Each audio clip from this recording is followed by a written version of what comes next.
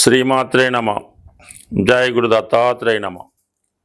ఈ వీడియోలో మనం 2025వ సంవత్సరం మే నెల 14వ తారీఖు రాత్రి సుమారుగా 9-10 గంటల మధ్యలో మిథున రాశిలోకి మారబోతున్న గురుగ్రహ ప్రభావం వివిధ రాశుల మీద ఏ విధంగా ఉండబోతుంది అని పరిశీలించినప్పుడు ఏదైనా ఒక శుభగ్రహమే, అది మంచి చేసినా చెడు చేసినా జాతకుడికి చివరికి ఆనందాన్ని సంతోషాన్ని మిగులుస్తూ ఉంటుంది. ఏదన్నా ఒక శుభకార్యం జరగాలన్నా, గృహంలో సంతాన సంఖ్య పెరగాలన్నా, అలాగే ఒక వివాహం జరగాలన్నా కంపల్సరిగా గురుబలం తప్పనిసరిగా ఉండవలసి ఉంటుంది. నాడీ శాస్త్ర ప్రకారం గురువు జీవకారకుడు. గురువు ఏ రాశిలో ఉంటే ఆ కారకత్వాలు జాతకుడికి అనుకూలంగా రావడం జరుగుతూ ఉంటుంది. మరి ఏ గ్రహంతో కలిస్తే ఆ గ్రహం యొక్క ఫలితాలు జాతకుడికి అనుకూలంగా రావడం జరుగుతూ ఉంటుంది. సుమారుగా గురుగ్రహం శుక్రగ్రహంతో కలిసినప్పుడు అది స్త్రీ జాతకం అయితే ఆమె చాలా అందంగా, సౌందర్యంగా, మంచి లక్షణాలు కలిగి ఉండడం జరుగుతూ ఉంటుంది. అదే మగవాడి జాతకంలో గురువు శుక్రునితో కలిసినప్పుడు చాలా అందమైనటువంటి మంచి లక్షణాలు కలిగి ఉన్నటువంటి ఆర్థిక పరంగా మంచి కుటుంబం నుంచి భార్య రావడం జరుగుతూ ఉంటుంది. అలాగే గురు శనిగ్రహంతో కలిసి ఉన్నప్పుడు అది ఎవరి జాతకమైనా, స్త్రీ జాతకమైనా పురుష జాతకమైనా కంపల్సరిగా జాతకుడు ఏదైనా ఒక మంచి వృత్తిలో స్థిరపడతాడు. అంటే చిన్న స్థాయిలో ఉద్యోగంలో ప్రవేశించి అంచెలంచెలుగా ఎదగడం జరుగుతుంటుంది. అంటే మీ జాతక చక్రంలో గురువు శని కలిసి ఉంటే అది ఒక భాగ్య రాజ్యాధిపతి యోగం ఏర్పడి వృత్తిలో అటు బ్యాంకింగ్లో కానీ, అటు ఉపాధ్యాయ వృత్తిలో కానీ, ఆధ్యాత్మికత కలిగినటువంటి వృత్తుల్లో ఉండే అవకాశం ఉంటుంది. బట్ కాలానుగుణంగా వృత్తులు మారినప్పటికి కూడా మంచి మేధావి వర్గానికి చెందిన వృత్తిలో ఉండడం జరుగుతూ ఉంటుంది. మరి ప్రస్తుతం ఈ గురువు మిథున రాశిలోకి ప్రవేశిస్తున్నాడు. అంటే మిథునం అన్నది ఒక విధంగా చాలా ఎడ్యుకేటెడ్ సంబంధించింది, వ్యాపారానికి సంబంధించింది, విదేశ ప్రయాణానికి సంబంధించింది, కమ్యూనికేషన్ సంబంధించింది. ఈ రాశిలోకి గురుగ్రహం ప్రవేశించడం వల్ల ఆటోమేటిక్గా జాతకుడికి కొత్త కొత్త ఆలోచనలు వస్తుంటాయి, కొత్త కొత్త వ్యాపార అవకాశాలు వస్తుంటాయి, విద్యా విషయాల్లో కొత్త విషయాలు తెలుసుకోవడం కూడా జరుగుతూ ఉంటుంది. సరే, ఈ రాశిలో ఉన్నటువంటి నక్షత్రాలు పరిశీలించినప్పుడు మిథున రాశిలో ముందుగా గురువు కుజగ్రహ నక్షత్రం అయినటువంటి మృగశిరలో ప్రవేశిస్తాడు.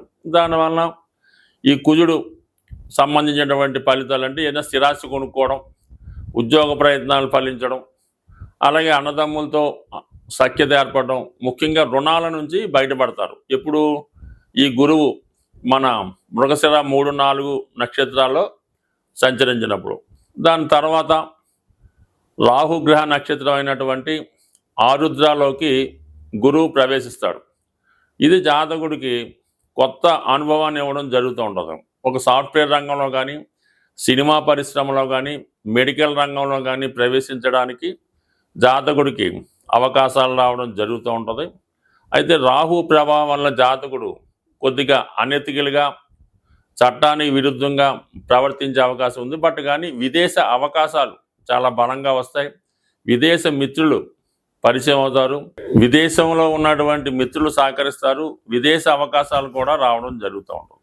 అదే ఆరుద్ర నక్షత్రం తర్వాత పునరుసు నక్షత్రం అంటే జన్మ నక్షత్రంలోకి ప్రవేశిస్తాడు గురువు. అంటే ఇంచుమించుగా 1, 2, 3 నక్షత్రాలు సొంత నక్షత్రం మీద ప్రవేశించినప్పుడు జాతకుడు చాలా సర్వశుభాలను ఇవ్వడం జరుగుతూ ఉంటుంది. సొంత నక్షత్రం మీద ఉన్నప్పుడు తను స్వతంత్రంగా గురువు దేనికి కారకుడు అవుతుంటాడు, ధనకారకుడు అవుతుంటాడు, అలాగే సంతానకారకుడు, విజ్ఞానకారకుడు, జ్ఞానకారకుడు, సౌభాగ్యకారకుడు, ఐశ్వర్యకారకుడు, అలాగే మీరు చేయనటువంటి పుణ్యాన్ని ఈ జన్మలో ఇచ్చే విధంగా. అంటే గురుగ్రహం అనుగ్రహం అంటే సాక్షాత్తు విష్ణుమూర్తి, దక్షిణామూర్తి, దత్తాత్రేయుడి యొక్క అనుగ్రహం ఉన్నట్టే జాతకుడికి కలిసి వస్తుంది. బట్ ఏదైనా ఈ గురుగ్రహ మార్పు మిథున రాశిలో ఉన్నటువంటి నక్షత్రాల్లో అటు ఒకటి మిత్ర నక్షత్రం, అలాగే గురువు సొంత నక్షత్రం, రాహు అన్నది కొద్దిగా ఇండీసెంట్ ప్లానెట్ కాబట్టి దానికి సంబంధించిన విషయాల్లో కొంతవరకు జాతకుడికి అనుకూలంగాను ప్రతికూలంగా ఉంటుంది. అది ఆ భావాలను బట్టి ఉంటుంది. కొంతమందికి అనుకూలంగా ఉంటుంది, కొంతమందికి ప్రతికూలంగా ఉంటుంది. అది మనం రాశుల గురించి ఏ రాశికి ఆ రాశి తెలుసుకున్నప్పుడు వారికి ఏ విధంగా ఉండబోతుంది అన్న విషయాన్ని కూలంకషంగా పరిశీలిద్దాం. అలాగే మిథున రాశి మిగతా రాశుల వారికి ఏ భావం అవుతుందో ఆ భావం వాళ్ళకి మంచి ఫలితాన్ని ఇవ్వడం జరుగుతుంటుంది. అలాగే మిథునం నుంచి తులారాశిని చూస్తాడు. అంటే తులారాశి కారకత్వాలు సినిమా పరిశ్రమ అనుకూలంగా ఉంటుంది, సాఫ్ట్వేర్ రంగం వాళ్ళకి బాగుంటుంది, అలాగే విదేశ ప్రయాణాలు చేస్తారు, కొత్త విద్య నేర్చుకునే ప్రయత్నం జరుగుతుంది. ఇంకా అలాగే కుంభరాశిని కూడా వీక్షిస్తాడు. ఇది సాధారణంగా ఏంటంటే కొత్త ఉద్యోగానికి ఆర్థిక పరంగా విజయానికి కూడా కారణం అవుతుంటుంది. అంటే ఇవన్నీ ఎవరికి ఏ భావం వస్తే ఆ భావ ఫలితం. అంటే ఈ మల్టిపుల్గా యాక్ట్ చేస్తాడు గురువు. ఎక్కడుంటే అక్కడే కాకుండా తను ఏ భావాన్ని చూస్తుంటాడో ఆ భావ ఫలితాలు కూడా జాతకుడికి గోచార రీత్యా అందించడం జరుగుతూ ఉంటుంది. అలాగే మళ్ళీ ధనుసు రాశిని వీక్షించడం వలన ఆ ధనుసు రాశి వారికి మిగతా ధనుసు రాశి ఏ రాశికి మిగతా రాశిలో వారికి వీళ్ళందరికీ కూడా అంటే గురువు మల్టిపుల్గా ఇంచుమించుగా అన్ని భావాలకి ఏదో ఒక విషయంలో మంచి ఫలితాన్ని ఇవ్వడం జరుగుతుంటారు. కాబట్టి ప్రతి ఒక్కరు కూడా గురువు యొక్క మార్పు కోసం చూస్తూ ఉంటారు. అంటే గురువు ఎప్పుడు మారుతాడో మనకు అనుకూలంగా ఉంటుందని ఎదురు చూస్తూ ఉంటారు. ఒక మంచి శుభముహూర్తం కుదరాలన్నా, అలాగే ఒక మంచి వివాహం సక్సెస్ అవ్వాలన్నా గురుబలం తప్పనిసరిగా ఉండాలి. మరి అటువంటి గురువు ఈ నెల 15వ తారీఖు నుంచి పూర్తిగా మిథున రాశి వారి మీద తన ఫలితాన్ని ప్రభావాన్ని చూపుతున్నాడు. మిథున రాశితో పాటు ఇందాక చెప్పిన విధంగా మరొక 3 రాశుల మీద కూడా తన శుభ ఫలితాన్ని చూపడం జరుగుతుంటుంది. బట్ కూలంకషంగా డీటెయిల్గా ఏ రాశికి ఆ రాశి తెలుసుకునే ప్రయత్నం చేద్దాం. స్వస్తి. శ్రీమాత్రే నమః. మీనరాశి వారికి చతుర్థ భావంలో ఏర్పడినటువంటి గురుగ్రహ ప్రవేశం ఈ రాశి వారిని చాలా సమస్యల నుంచి బయటపడవేయడం జరుగుతుంది. గురువు మీనరాశి వారికి రాశ్యాధిపతి. అందువలన గురువు ఎంత శుభగ్రహం, ఎంత సంస్కారంగా విజ్ఞానంతో కూడుకున్నటువంటి గ్రహం అవటం వల్ల మీనరాశి వారు కూడా ఇంచుమించుగా అదే భావాలు కలిగి ఉంటారు. ఎవరికి అపకారం చేయకూడదు, మనం ఎంత కష్టపడతామో అంతే సంపాదించాలి, అంతే ధనం తీసుకోవాలి, ప్రజలందరూ బాగుండాలి, అందులో మనం ఉండాలి అన్నటువంటి భావంతో ఉంటారు. ముఖ్యంగా మదరు సిస్టరు సెంటిమెంట్ ఎక్కువగా ఉంటుంది వీళ్ళకి. అందువల్ల జీవితాంతం వాళ్ళ బాగోగులు వాళ్ళు క్షేమాలే చూస్తూ ఉంటారు. అయినప్పటికీ కూడా అటువైపు నుంచి అంత అభిమానాన్ని పొందలేకపోతూ ఉంటారు.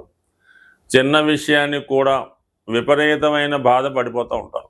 సో అటువంటి మీనరాశి వారికి మరి ప్రస్తుతం ఈ రాశిలో ఉన్నటువంటి జన్మశని ప్రభావంతో కొంతకాలంగా ఉన్నటువంటి రాహు ప్రభావం జాతకుడిని చాలా ఇబ్బందులకి కష్టాలకి గురి చేయడం జరిగింది. కొంతమంది వ్యసనాలు బారిపడ్డారు, కొంతమంది ఏదో బలహీనత లేదంటే అనారోగ్య సమస్యలతో బాధపడడం జరిగింది. ఇప్పుడు అటువంటి వారికి చక్కగా మంచి ఉపశమనం జరిగింది. అంటే తీవ్రంగా అన్ని సమస్యలు పరిష్కారం అవుతాయి.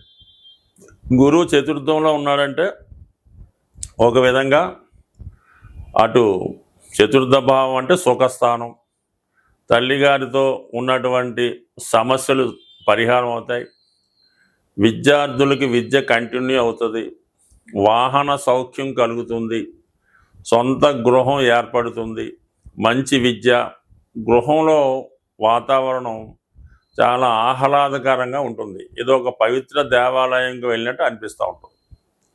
అలాగే దశమాన్ని వీక్షించడం వల్ల వృత్తిలో హోదా పెరుగుతుంది, ఎంతో మీ యొక్క కష్టానికి తగిన ప్రతిఫలం రావడం జరుగుతుంది. ఒక మంచి గైడు లాంటి వ్యక్తి మీకు తారసపడి మీ ఉద్యోగ అభివృద్ధికి మీరు ఏ విధంగా పని చేసుకోవాలి, ఏ విధంగా నడుచుకోవాలి ఇవన్నీ కూడా దగ్గరుండి మీకు నేర్పుతూ మీ యొక్క అభివృద్ధికి కారణం అవుతుంది. అయితే రాశిని అంటే మీనరాశిని కూడా వీక్షిస్తాడు గురువు. ఎందుకంటే మనకి జెమిని సూత్రాల ద్వారా ఈ కార్నర్ రాశులు అంటే ఉన్నటువంటి గ్రహాలు 4 భావాల్ని వీక్షిస్తాయి. అంటే మిథునంలో ఉన్నటువంటి గురువు ధనుస్సు, మీనం, కన్య వీక్షిస్తాడు. అందువల్ల గురువు యొక్క దృష్టి మీనరాశి మీద పడటం వల్ల గతంలో జాతకుడికి అలవాటైనటువంటి బలహీనతల నుంచి బయటపడటం జరుగుతుంది. అనారోగ్య సమస్యల నుంచి బయటపడతాడు. ముఖ్యంగా తన యొక్క ఆలోచన విధానం మారుతుంది, బుద్ధి వికసిస్తుంది. దైవ మార్గం అంటే పూర్వం ఎలాగైతే రోజు పూజ చేసుకొని ఏదైనా దేవాలయంకి వెళ్ళి పవిత్రంగా ఉండేవాడో అటువంటి విధంగా మళ్ళా జాతకుడు నడవడికలో మార్పు, వేషధారణలో మార్పు, కంపల్సరిగా దైవం ఉట్టిపడేలాగా కనబడడం జరుగుతూ ఉంటుంది.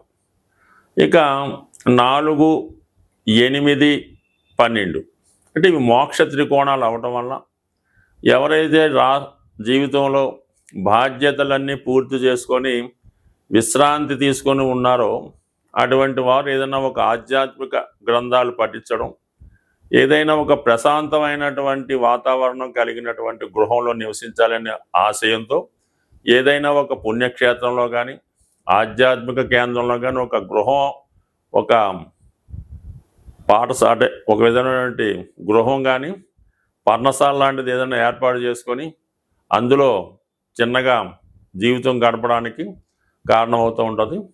అదే విద్యార్థులైతే మీరు ఏదైనా ఒక ఆశ్రమ పాఠశాలలో మంచి గురుకులంలో చేరి మీ విద్య అభ్యసించడానికి కూడా ఈ గ్రహం కారణం అవడం జరుగుతూ ఉంటుంది. అంటే మొత్తం మీద ఈ గురువు మీనరాశి వారికి సంపూర్ణంగా వారి యొక్క బాధలు, కష్టాలు, రోగాల నుంచి బయటపడవేసి అన్ని విధాల ఒక ఉత్తమ వ్యక్తిగా మార్చడానికి ఈ గురువు మీకు సహకరించే అవకాశం ఉంది. స్వస్తి. ఏదైనా ఒక గ్రహం ఒక రాశి నుంచి ఇంకొక రాశిలోకి మారినప్పుడు కొంతమందికి మంచిగాను కొంతమందికి చెడుగాను ఉండొచ్చు. బట్ ఏదైనా ఏ జాతకం ఏ గ్రహం కూడా ఎవరికి అపకారం చేయదు, అలాగే ఎవరికి పూర్తిగా ఉపకారం చేయదు. మనం చేసుకున్న దాన్ని బట్టి ఆ గ్రహాన్ని మనం అనుసరించిన దాన్ని బట్టి ఆధారపడి ఉంటుంది. ముఖ్యంగా గురువు అంటే గురువు గ్రహ అనుగ్రహం కోసం మీరు చేయవలసింది ముఖ్యంగా ఏంటంటే దత్తాత్రేయుని యొక్క ఆరాధన. అంటే ఏదైనా గాన్గాపూరో పిఠాపురం లాంటి క్షేత్రాలు దర్శించడం, అంటే గురువుకి ప్రతిరూపమైనటువంటి సాయిబాబా గారు, రాఘవేంద్ర స్వామి అలాంటి క్షేత్రాలు కూడా దర్శించడం. అంటే మీకు ఎవరైతే విద్య నేర్పారో ఆ గురువుని ఆశ్రయించి ఆ గురువుకి సేవ చేయడం, అలాగే ప్రత్యక్షంగా ఉన్నటువంటి మీ తల్లిదండ్రులను సేవ చేయడం ద్వారా వారిని పూజించడం. అంటే పెద్దగా ఏమీ పూలు తెచ్చి పూజించక్కర్లేదు. వారి యోగక్షేమాలు తెలుసుకొని వారిని నిందించకుండా గౌరవంగా చూస్తే చాలు.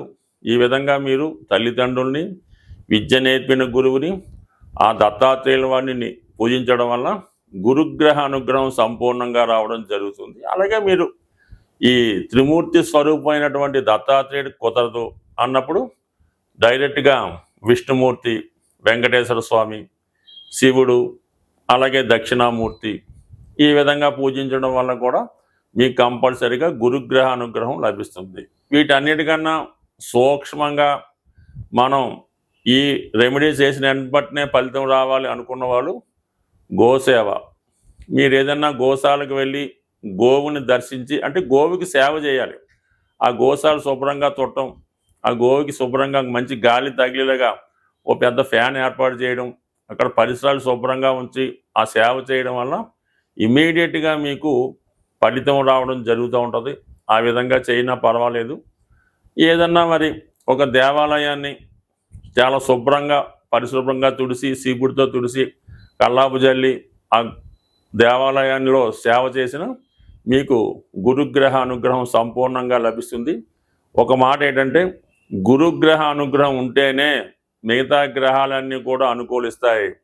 గురుగ్రహ అనుగ్రహం లేని రోజు మీరు ఏ గ్రహానికి ఏ దేవతకి ఎన్ని రకాలు పూజ చేసినా ఏ విధంగా కూడా ఫలితం లభించదు. స్వస్తి.